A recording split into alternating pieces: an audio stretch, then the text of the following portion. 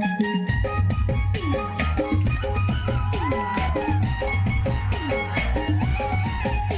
Hi guys, WhatsApp. मैं आपका दोस्त राकेश कुमार स्वागत करता हूं हमारे यूट्यूब चैनल CGRK न्यूज़ पर।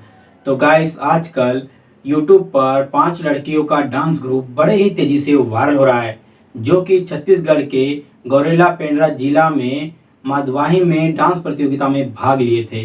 और वहीं से इनका वीडियो किसी ने यूट्यूब पर अपलोड कर दिया और इनका वीडियो बड़े ही तेजी से वायरल हो रहा है और यह वीडियो लोगों को बहुत पसंद आ रहा है।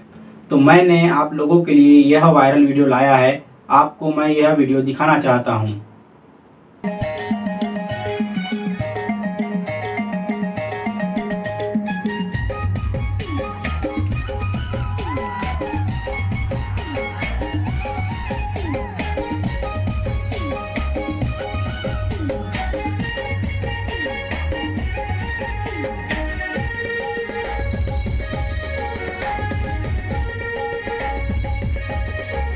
तो गाइस, आपको अगर यह पूरा वीडियो देखना है तो मैंने डिस्क्रिप्शन बॉक्स में इनके वीडियो का ये लिंक दे रखा है, आप जा कर के वीडियो को देख सकते हैं।